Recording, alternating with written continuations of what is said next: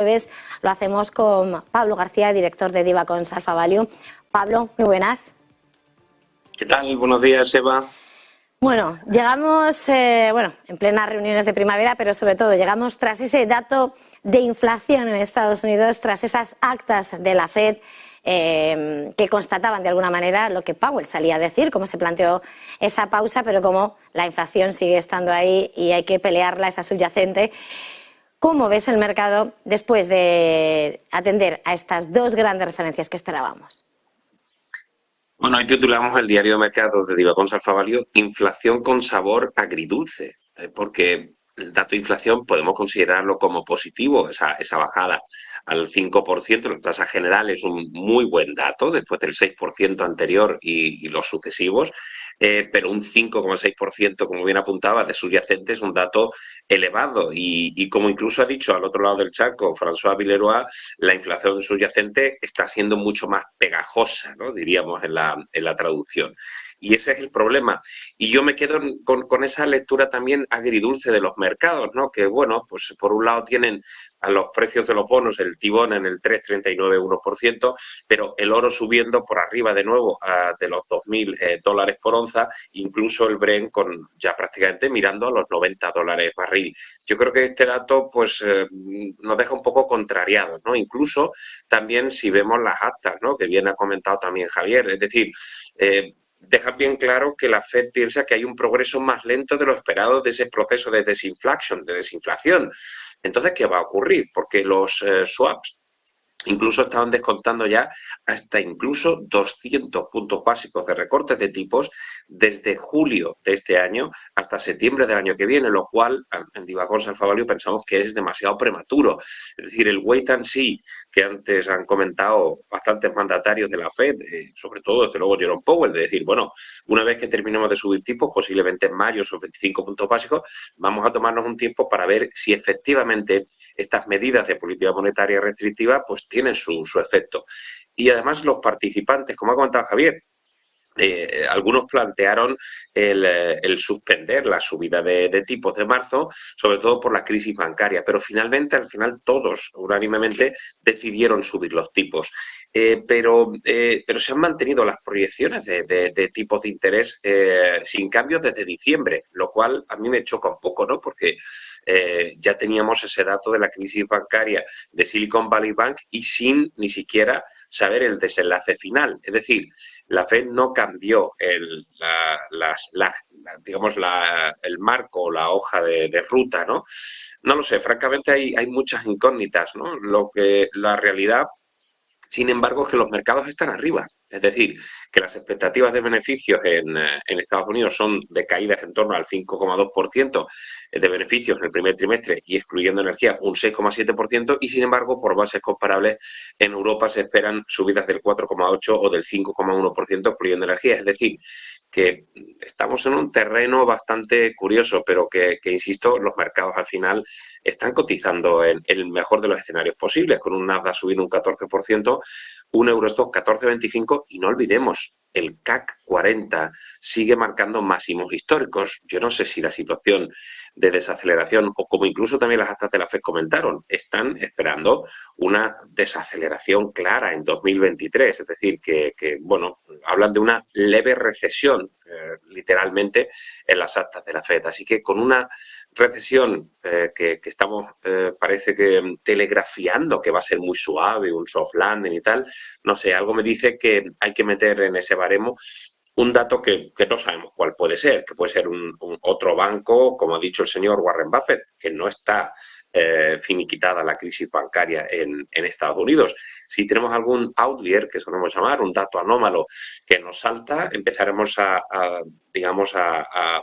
romper ese balance, esa tranquilidad que estamos teniendo con una volatilidad que han caído y con insisto, una tranquilidad en el consumo, algo que empezará a romperse a medida que sigamos viendo esos datos de empleo que ya han empezado a resentirse, los jobs por debajo de los 10 millones, esas peticiones de empleo, los ADP, la creación de empleo no agrícola. Poco a poco esa política monetaria restrictiva se está filtrando también en el empleo, aunque está siendo todavía muy resistente, y eso se tiene que filtrar sobre todo, como yo digo siempre, en el bolsillo. Es decir, que el consumo, y sobre todo algunos sectores pues como el autos, como el sector retail, tienen que empezar a sufrir esas tensiones en el crédito que ya también Yellen nos anunciaba, esos precios, ese precio del dinero más alto, e insisto, si la hoja de ruta funciona, tendremos tan solo 25 puntos básicos de subida de tipo, pero algo puede pasar, porque también, sobre todo, lo que me preocupa es ese sabor agridulce con la inflación subyacente, que no olvidemos, en Europa está siendo un mazazo. El caso de España, con el 3,3% de inflación general y esa inflación subyacente que duplica la tasa general. Uh-huh. Como has introducido también mirando esa inflación en España, te voy a preguntar dos cosas, porque estaba señalando el escenario que puede llegar, ¿no? Esas dudas que parece que está el mercado esperando o no cotizando. Este viernes, mañana, llegan los grandes bancos americanos y volvemos a tener esa cita con los resultados. De cara a esa presentación de resultados y de cara a vigilar esa cartera, buscar qué esperáis y por dónde vais en Diva con Salfa Value, Pablo. Pues mira, esa es una buena pregunta, Eva, porque al final el análisis está muy bien, pero al final cuéntame lo que estás cocinando, ¿no? Yo estaba largo en el sector financiero. Desde octubre las cosas han funcionado francamente bien. Los márgenes se estaban expandiendo, los ROE, las rentabilidades sobre los fondos propios, y todo parecía que era un escenario muy positivo para los bancos. Y estaba bastante largo en el sector financiero. Cuando llegó la crisis de Silicon Valley Bank, ese mismo viernes tomamos la decisión. El lunes cerramos todas las posiciones, todavía con buenas plusvalías, aunque no en máximos después de las caídas de viernes y lunes por la mañana. Y no he vuelto todavía al sector bancario. Es uno de los sectores más importantes y con más peso, y yo personalmente sigo teniendo mis dudas. Si lo dice Warren Buffett, tampoco vamos a ponernos demasiado de perfil. Y el sector financiero, de hecho, no ha recuperado con tanta fuerza en absoluto, si miramos sobre todo el sector bancario norteamericano, pero incluso también el europeo.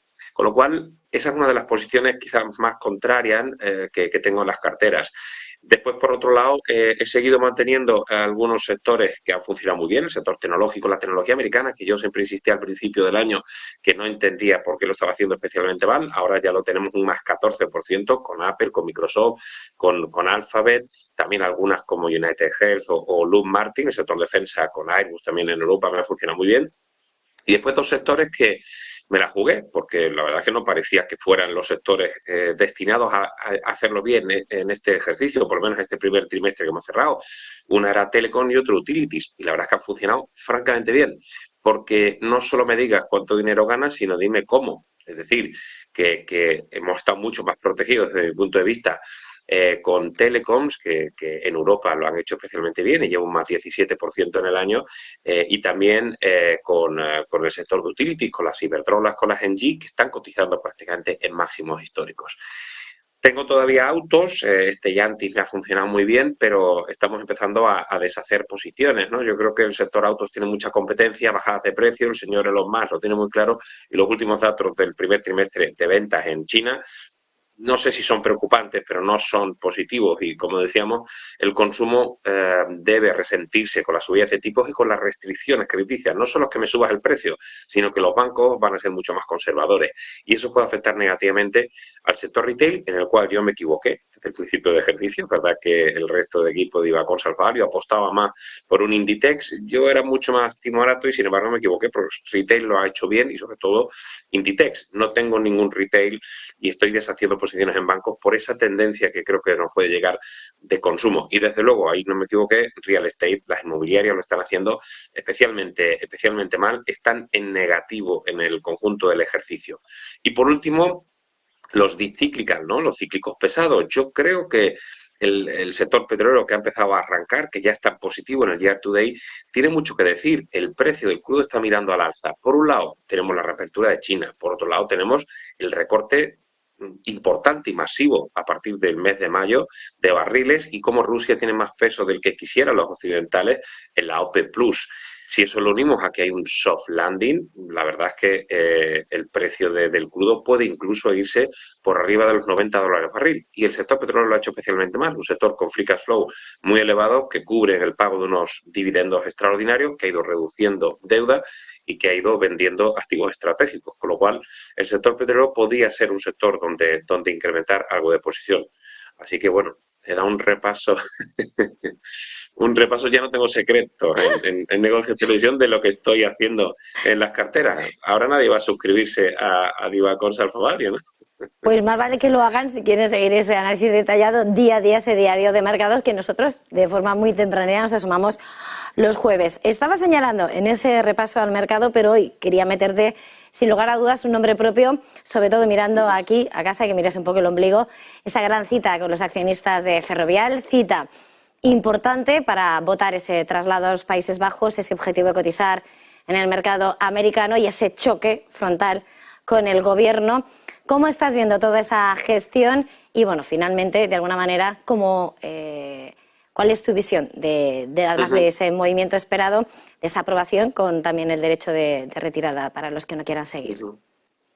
Pues mira, yo he insistido mucho en que una compañía con tanto realengo español me da mucha rabia, ¿no? Es decir, lo que pasa es que en el mundo, y uno que es padre, y sobre todo esta noche que no he pegado ojo, tanto viaje, y siendo padre, pues uno quiere mucho a sus hijos, pero a veces tiene que apretar los dientes. Es decir, queremos mucho a Ferrovial, pero si Ferrovial decide irse, tenemos que respetar sus decisiones, ¿no? Yo creo que no se está respetando y que estamos intentando pues forzar con este gobierno de pensamiento único, en lugar de convencer a Ferrovial, la estamos amenazando. Mire usted, es una compañía privada que el 86% de los accionistas son extranjeros y que puede decidir en Junta General de Accionistas, aquí no hay un pucherazo, aquí hay una Junta General de Accionistas que decide mayoritariamente, previsiblemente, incluso Norgepan ya ha cambiado digamos, su punto de vista, pues oye, yo entiendo que se les pueda informar, pues yo creo que el tono del gobierno es mucho más de amenaza que en lugar de buscar una solución o convencer al Consejo de Ferrovial que se quede en casa y no solo por Navidad. Así que, no sé, insisto, me da mucha pena, pero este es el juego, ¿no? Y el tener un marco, digamos, geopolítico más estable y menos crítico con el empresariado local debería servir pues para mantener las compañías, pero es que no paramos de criticar a nuestros grandes empresarios, a nuestras compañías, y eso hace que, bueno, pues que se busquen las habichuelas, ¿no? Como haría cualquiera, ¿no? Así que eso nos ha pasado a muchos que hemos emigrado, aunque hoy me tengas en mi tierra, en Sevilla, ¿no? Así que, bueno, intentar volver al sentido común.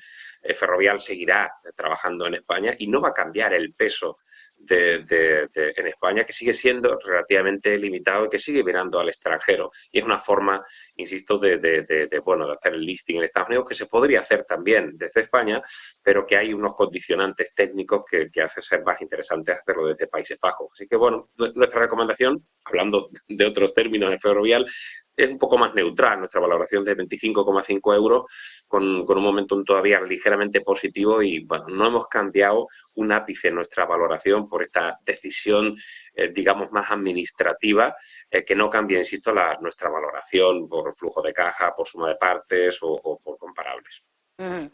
Pues Pablo García, como siempre, muchísimas gracias por este madrugón, panadero de la bolsa, padre, con lo cual insomnio esta noche. Disfruta de lo que te quede en Sevilla, sobre todo tras esa maravillosa Semana Santa y este tiempo. Gracias, feliz jornada, feliz negocio. Muy bien.